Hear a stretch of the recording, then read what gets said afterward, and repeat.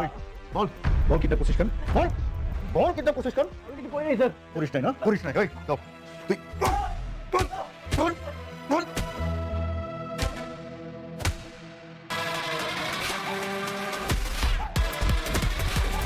করিস নাই না? বল বল নাও বাদন খোলো।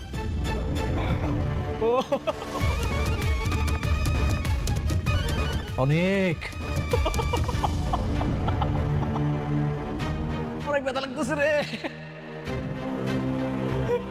আসসালামু আলাইকুম বন্ধুরা, আজকের পর্বে এমন এক গল্প তুলে ধরছি যেখানে ভালোবাসা আর বিশ্বাসের মাঝখানে লুকিয়ে আছে ভয়ঙ্কর এক ষড়যন্ত্র। ভাবুন তো, যাকে আপনি সবচেয়ে বেশি বিশ্বাস করেন একদিন যদি সেই মানুষটাই আপনার জীবনের সবচেয়ে বড় বিপদ হয়ে দাঁড়ায়, তখন কি করবেন?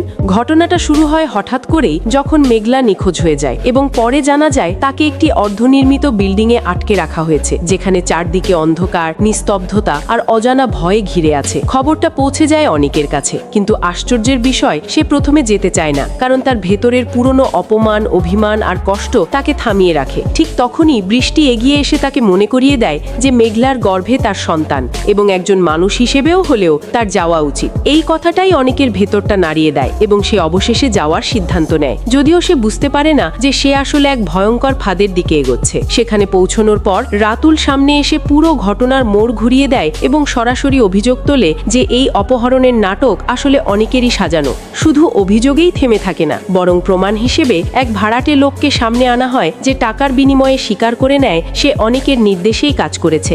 এই এক মুহূর্তেই সবকিছু বদলে যায়। মেঘলা, যে আগে থেকেই সন্দেহ আর রাগে ভরা ছিল, সে পুরোপুরি ভেঙে পড়ে এবং বিশ্বাস করে নেয় অনেক তার নিজের সন্তানের ক্ষতি করতে চেয়েছে। ভালোবাসা এক নিমিষেই ঘৃণায় পরিণত হয় এবং সে স্পষ্ট জানিয়ে দেয় বিশ্বাস ভেঙে গেলে আর কিছুই আগের মতো থাকে না। এরপর সে নিজের সন্তানের নিরাপত্তার জন্য অনেকের বিরুদ্ধে মামলা করার সিদ্ধান্ত নেয়। অন্যদিকে অনেক বারবার নিজেকে নির্দোষ প্রমাণ করার চেষ্টা করেও ব্যর্থ হয়, কারণ চারপাশের সব প্রমাণ তার বিরুদ্ধেই দাঁড়িয়ে যায়। পরিস্থিতি এমন হয়ে ওঠে যে পুলিশ এসে তাকে গ্রেফতার করে এবং জানায় এই ঘটনার পেছনে শক্তিশালী একটি গোষ্ঠীর হাত রয়েছে, তাই বিষয়টি এত সহজ নয়। তখন অনেক বুঝতে পারে যাকে বাঁচাতে সে এসেছিল সেই ঘটনায় তার জীবনের সবচেয়ে বড় বিপদ হয়ে দাঁড়িয়েছে। তবে গল্প এখানেই শেষ নয়, কারণ বৃষ্টির ভেতরে একটা পরিবর্তন আসে এবং সে বুঝতে পারে কোথাও একটা বড় রহস্য লুকিয়ে আছে। যদিও মেঘলার সঙ্গে তার সম্পর্ক ভালো না, তবুও সে সত্য জানার জন্য সামনে এগিয়ে আসে এবং সরাসরি মেঘলার সঙ্গে কথা বলার সিদ্ধান্ত নেয়।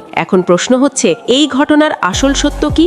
অনেক কি সত্যিই নির্দোষ, নাকি সবকিছুই তার পরিকল্পনা? মেঘলা কি কখনো সত্যটা বুঝতে পারবে? আর রাতুল কি শুধু একজন চরিত্র, নাকি পুরো খেলাটার পেছনের আসল পরিচালক? এসব প্রশ্নের উত্তর জানতে চোখ রাখতে হবে পরবর্তী পর্বে, কারণ সামনে এমন কিছু সত্য উন্মোচিত হতে চলেছে যা পুরো গল্পটাই বদলে দিতে পারে। তাই সবার আগে ভিডিও পেতে আমাদের চ্যানেলটি সাবস্ক্রাইব করে পাশেই থাকুন। ধন্যবাদ।